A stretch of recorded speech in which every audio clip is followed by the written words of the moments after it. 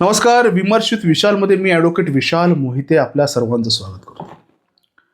नेहमीप्रमाणे सकाळ पेपर उघडला आणि एक बातमी दृष्टिक्षेपात पडली.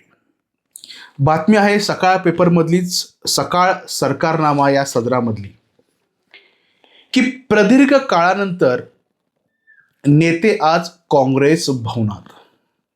चांगली गोष्ट आहे, पण विशेष वाटतं की ह्याची बातमी झाली की प्रदीर्घ काळानंतर काँग्रेस नेते काँग्रेस भवनात.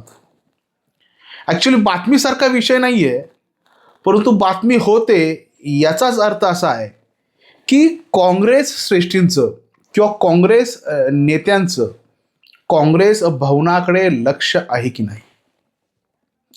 पक्ष कार्यालय ही कार्यकर्त्यांची घरं झाली पाहिजेत. पक्ष हा कार्यालयातून मजबूत होतो, अशी भूमिका प्रत्येक पक्षाने जर घेतली तर त्याचा पक्ष वाढीस लागतो. दुर्दैवानं सकाळला अशी बातमी द्यावी लागली, याचा अर्थ काँग्रेसचं किती पतन झालंय हे दिसून येतं. पण प्रदीर्घ काळानंतर म्हणणं हे पण पतनाचं लक्षण आहे. म्हणजे शेवटचं कधीतरी कुठल्या तरी इलेक्शनला एकत्र आले असतील, म्हणजे इलेक्शन टू इलेक्शन काँग्रेस भवन वापरायचं का? त्यामुळे खऱ्या अर्थानं काँग्रेसचं पतन हे काँग्रेस भवन किंवा पक्ष कार्यालय न वापरल्यामुळे झालेलं आहे. आणि त्या बातमीचं सर्वात महत्त्वाचं आकर्षण मला असं वाटलं ॲज इट इज, की प्रदीर्घ काळानंतर काँग्रेस भवनात आमदार विश्वजित कदम, खासदार विशाल पाटील आणि काँग्रेसचे जिल्हाध्यक्ष विक्रमसिंह सावंत येत आहेत. या तीन प्रमुख नेत्यांची नावं या ठिकाणी दिली आहेत. हे प्रमुख नेते या बैठकीला आहेत. त्याच्या व्यतिरिक्त एकच नाव आहे जे नाईक, श्री नाईक यांची जी नियुक्ती झाली आहे त्यांची. आता ती विशाल पाटलामुळे झाली. विश्वजित कदमांचं वजन सांगली शहरात राहिलं नाही, महानगरपालिकेत राहिलं नाही, हा भाग वेगळा आहे.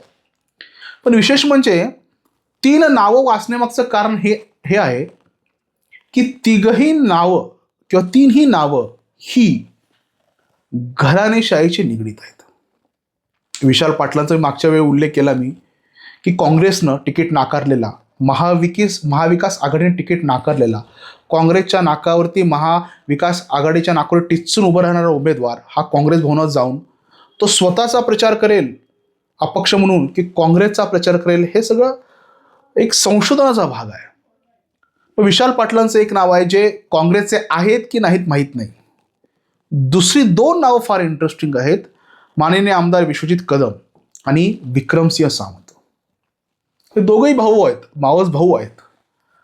म्हणजे सांगायचा उद्देश एवढा आहे की काँग्रेस किती सीमित झाले. तीन प्रमुख नेते यांचे जे महानगरपालिका लढवणार आहेत कोण आहेत? एक ज्याने काँग्रेसला तिकीट दिलं नाही म्हणून तो अपक्ष उभा राहिला. खरं तर त्यांच्यावरती कारवाई व्हायला हवी होती, पण कारवाई झाली नाही. कदाचित त्यांनाच कंटाळून पृथ्वीराज पाटील आणि जयश्रीताई पाटील बाहेर पडल्या का? ते एक नेतृत्व. दुसरे दोन नेतृत्व जे आहेत ते सख्खे माऊस भाऊ आहेत, पुन्हा घराणेशाही. त्यामुळे मला वाटतं की काँग्रेसने या चौकटीतून कुठेतरी बाहेर आलं पाहिजे, सामान्य कार्यकर्त्याला न्याय दिला पाहिजे. जर इथेही काँग्रेसमधले हे इनामिना डिका आहेत का? इन मीन 3.5 बाद संपली, काँग्रेस संपला, काँग्रेस फिनिश. त्यामुळे ही आत्मपरीक्षणाची गरज काँग्रेसवाल्यांना आहे. आणि सकाळला बातमी करू वाटली ही त्यापेक्षा मोठी गोष्ट आहे. अशा बातम्या म्हणजे त्या पक्षाला काळिमा फासणार आहेत. आता ह्या बातमीनं पाठ थोपटायची की आत्मपरीक्षण करायचा हा काँग्रेस जनांचा विषय आहे. एवढं बोलतो, थांबतो. धन्यवाद.